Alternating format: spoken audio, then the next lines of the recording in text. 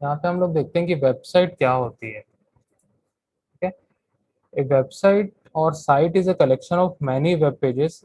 A website consists of many web pages and each page contain different types of information. Website क्या होती है? Generally हम लोग यहाँ पे वेबसाइट किसको बोल सकते हैं? कोई भी एक कलेक्शन होता है वेब पेजेस का। ठीक है, वेब पेज हम लोग जानते हैं, हम लोग ने HTML पढ़ लिया और HTML से हम लोग ने वेब पेज बनाया था। वैसे ही हम लोग 10-15 वेब पेज, 50 वेब पेज को हम लोग कलेक्ट कर लें तो हम लोग उसको वेबसाइट बोल सकते हैं। मतलब जितने भी वेब पेजेस होते हैं सबके सब आपस में लिंक होते हैं। ठीक है, सबके सब आपस में क्या होंगे? लिंक होंगे। ठीक है, तो हर एक वेब पेज जो होगा अलग अलग टाइप की इंफॉर्मेशन, अलग अलग टाइप की जानकारी जो है वो रखेगा। ठीक है, यहाँ पे देखते हैं वेबसाइट या साइट कई सारे वेब पेजेस का एक कलेक्शन होता है। एक वेबसाइट में कई सारे वेब पेज होते हैं और हर एक पेज में अलग अलग प्रकार की जानकारियाँ होती है। तो अलग अलग प्रकार की जानकारियाँ हम लोग उसमें रख सकते हैं और डिस्प्ले कर सकते हैं। ठीक है, a web page is actually a type of document that contain text, images, videos, etc. All these web pages are present on the web server. तो एक वेब पेज क्या होता है? जनरली एक ऐसा डॉक्यूमेंट होता है जिसमें हम लोग बहुत सारे टेक्स्ट, इमेजेस, वीडियोस और भी बहुत सारे एलिमेंट्स हम लोग उसमें लगा सकते हैं। ठीक है, जिससे वो वेब पेज जो है बहुत सुंदर सा होगा और जो इन्फॉर्मेशन है बहुत अट्रैक्टिव हम लोग को दिखेगी। ठीक है, हम लोग बहुत सारी वेबसाइट्स देखते हैं आजकल, तो सभी वेबसाइट जो है बहुत सुंदर सुंदर से होती है, बहुत अट्रैक्टिव होती है। जब हम लोग वेबसाइट खोलते हैं तो पहला इंप्रेशन जो होता है वो सबसे इम्पोर्टेंट होता है वहाँ पे। ठीक है, तो ये सारी वेब पेजेस जो होती है वो लाइव कहाँ पे स्टोर होती है? इस वेब सर्वर पे स्टोर होती है। ठीक है, the main page of the website is called the home page. ठीक है, जब वेबसाइट खुलता है तो सबसे पहले उसका मेन पेज खुलता है। ठीक है, कोई एक ऐसा पेज होगा जो वेबसाइट खुलते साथ ही डिस्प्ले होगा, उसको हम लोग बोलते हैं होम पेज। क्या बोलते हैं? Home page. where many links are given by clicking on which we can open these web pages, by clicking on which we can open these web page। हम लोग अगर किसी भी वेबसाइट की बात करें, मैं अगर यहाँ पे कोई भी एक वेबसाइट दिखाता हूँ, जैसे कि हम लोग यहाँ पे देखते हैं। ठीक है, यहाँ मैं ओपन करता हूँ scicollege.org। ठीक है, ये हम लोग के कॉलेज का वेबसाइट है। ठीक है, अब यहाँ पे ये होम पेज है, ये जो दिख रहा है अभी जैसे ही मैंने इस वेबसाइट को ओपन किया, ये होम पेज है। ठीक है, ये होम पेज है। ठीक है, इसको हम लोग बोलेंगे होम पेज। इसके अंदर अलग अलग टाइप की इंफॉर्मेशन है। ठीक है, और यहाँ पे सारे लिंक्स दिए गए। ठीक है, मैनेजमेंट एक लिंक है। ठीक है, स्टूडेंट सेक्शन, डिपार्टमेंट, ये सारे चीज एक लिंक है। अगर मैं इस पर क्लिक करता हूँ, यहाँ पे देखो हैंड का क्या बन गया? आइकन बन गया। ठीक है, मैं इस पर अगर क्लिक करता हूँ तो एक दूसरे पेज पे हम लोग को लेके जाएगा, जहाँ पे हम लोग को और भी इंफॉर्मेशन यहाँ पे देखने के लिए मिलेगी। ठीक है, तो ये सारी इंफॉर्मेशन क्या है? हम लोग को इस कॉलेज के डिपार्टमेंट के बारे में बता रही है। ठीक है, तो ये सारी चीजें क्या है? लिंक्स है। मतलब इस वेबसाइट में बहुत सारे पेजेस को लिंक कर दिया गया है। यहाँ पे हम लोग देख सकते हैं अबाउट अस है, हम लोग के कॉलेज के बारे में पूरी जानकारी इसके अंदर मिलती है। ठीक है, विजन क्या है, मिशन क्या है, सब चीज हम लोग को यहाँ पे देखने मिलता है। चेयरमैन डेस्क है। ठीक है, ऐसे अलग अलग लिंक्स बनते हैं। ठीक है, जो आप लोग अभी प्रोजेक्ट भी बनाओगे, अगर कोई HTML प्रोजेक्ट बना रहा है तो कुछ इस प्रकार के ही पेजेस को लिंक करना होगा आपस में। ठीक है, तो यहाँ पे ये जो वेबसाइट हम लोग देख रहे हैं वो क्या है? उसके अंदर बहुत सारे लिंक्स होते हैं। उसके अंदर बहुत सारे लिंक्स होते हैं। ठीक है, जिसको हम लोग क्लिक करने से एक कोई दूसरा वेब पेज ओपन होता है, उसके अंदर अलग अलग टाइप के इंफॉर्मेशन होता है। ठीक है, every website has unique web address called URL। ठीक है, हर एक वेबसाइट जो होती है उसका एक अलग वेब एड्रेस होता है। ठीक है, कोई भी दो वेबसाइट का URL सेम नहीं होगा। URL को बोलते हैं हम लोग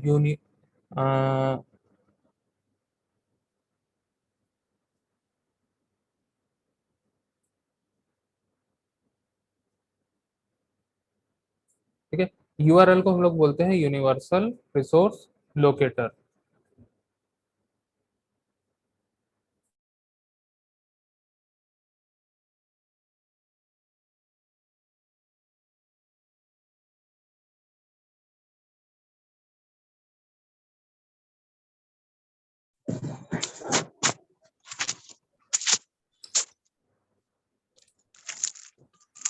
और कुछ कुछ हो गया था इसमें। ठीक है, हम लोग यहाँ पे इसको क्या बोलते हैं, यूनिफॉर्म रिसोर्स लोकेटर। ठीक है, यूनिवर्सल नहीं बोलते, यूनिफॉर्म रिसोर्स लोकेटर इसको बोलते हैं।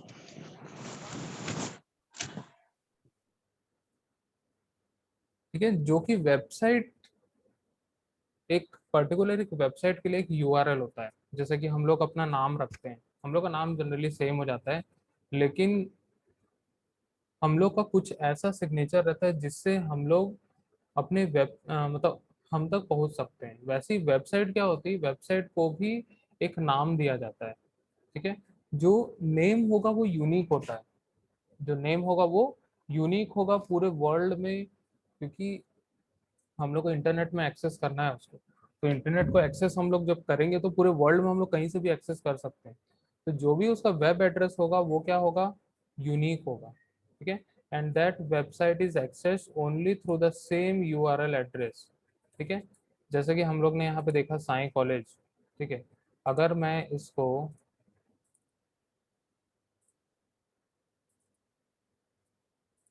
ठीक है, हमारे कॉलेज का यूआरएल क्या है, Sai college dot O R G. ठीक है, ये हम लोग के कॉलेज का यूआरएल है।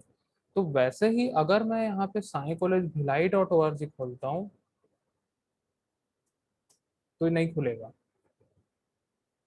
ठीक है, ये नहीं खुलेगा क्योंकि यूआरएल क्या है उसका, यूआरएल क्या है उसका, Sai college dot O R G, तभी वो खुलेगा। ठीक है, तो इस पर्टिकुलर वेबसाइट के लिए एक नाम दे दिया गया है। ठीक है, इसको हम लोग बोलते हैं यू आर एल, और ये होता है यूआरएल बार। ठीक है, यहाँ पे हम लोग अपने वेबसाइट का एड्रेस लिखते हैं।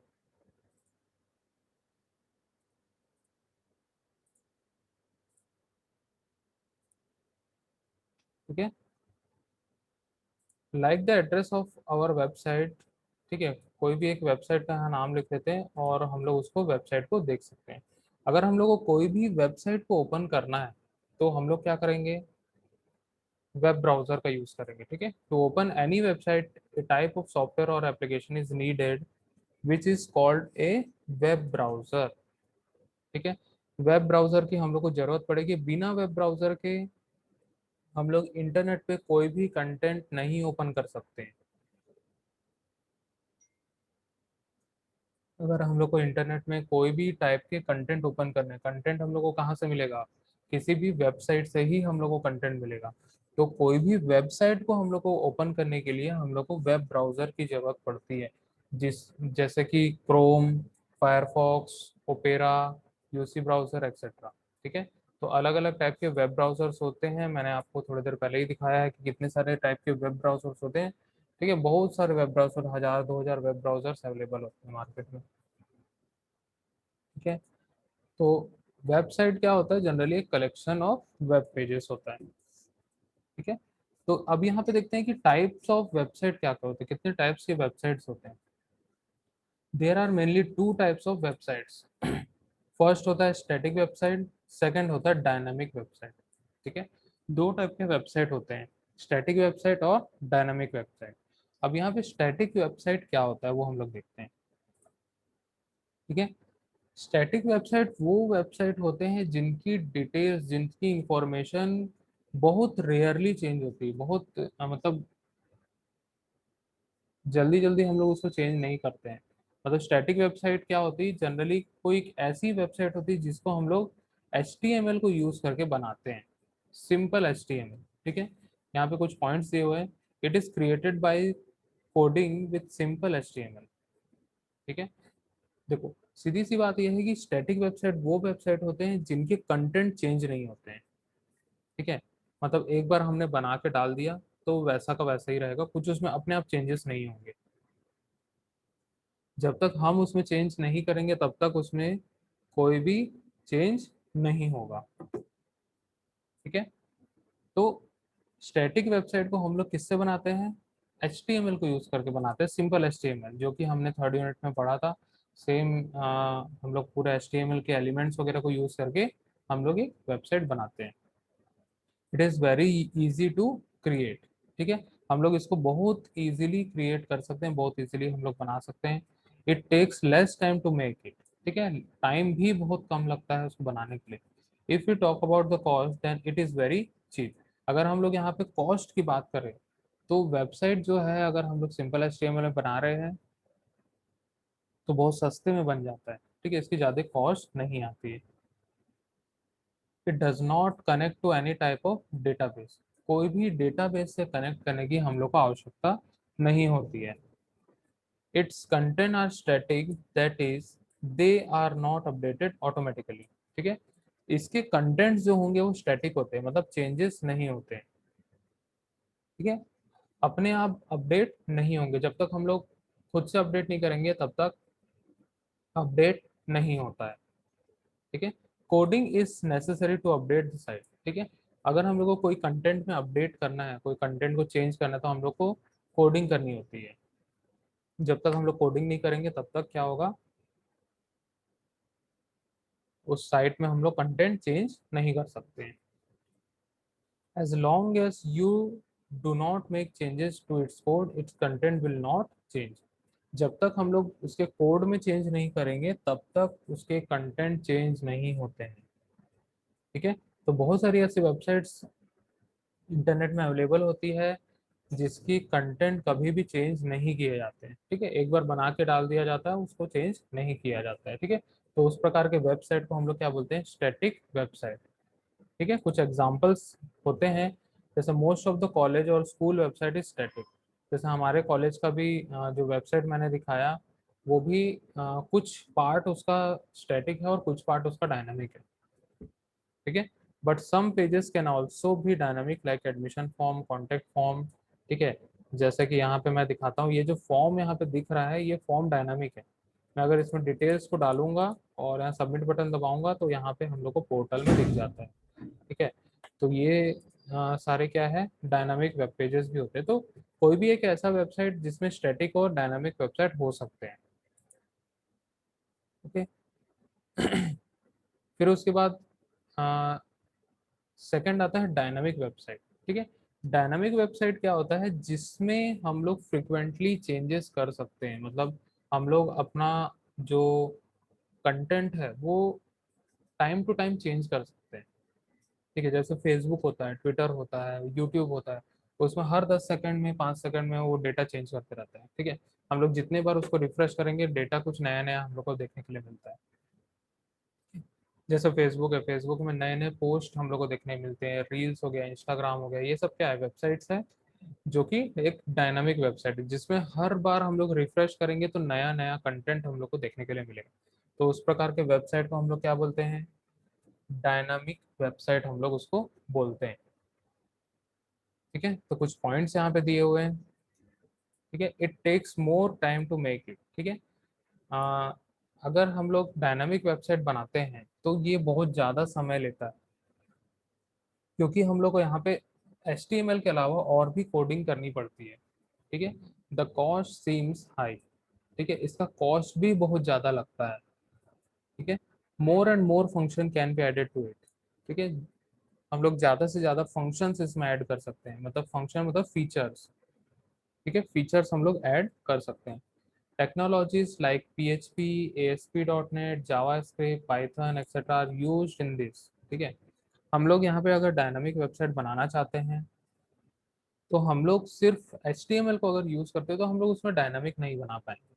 ठीक है, अगर हम लोग को डायनामिक बनाना है तो हम लोग को कुछ अदर टेक्नोलॉजीज को भी HTML के साथ में ऐड करना होता है, जैसे कि PHP, ASP.NET, जावा स्क्रिप्ट, पाइथन, JSP, ऐसे बहुत सारे मार्केट में टेक्नोलॉजीज अवेलेबल है जिसको यूज करके हम लोग क्या कर सकते हैं, एक डायनामिक वेबसाइट बना सकते हैं। ठीक है, the website is connected to the database. यहाँ पे जो भी डायनामिक वेबसाइट में कंटेंट होते हैं सबके सब सबसे पहले डेटाबेस में सेव होंगे, डेटाबेस में सेव होने के बाद ही अपने वेबसाइट पे डिस्प्ले होते हैं।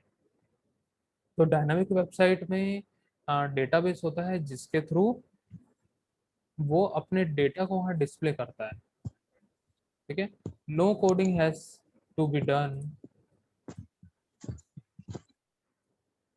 No coding has to be done for every content. जरूरी नहीं कि हर कंटेंट के लिए वहाँ पे कोडिंग की जाए। अगर हम लोग को लगता है कि जो कंटेंट हमें चेंज करना है उसके लिए हम लोग कोडिंग कर सकते हैं। Content is stored in the database and extracted from there and shown to the user.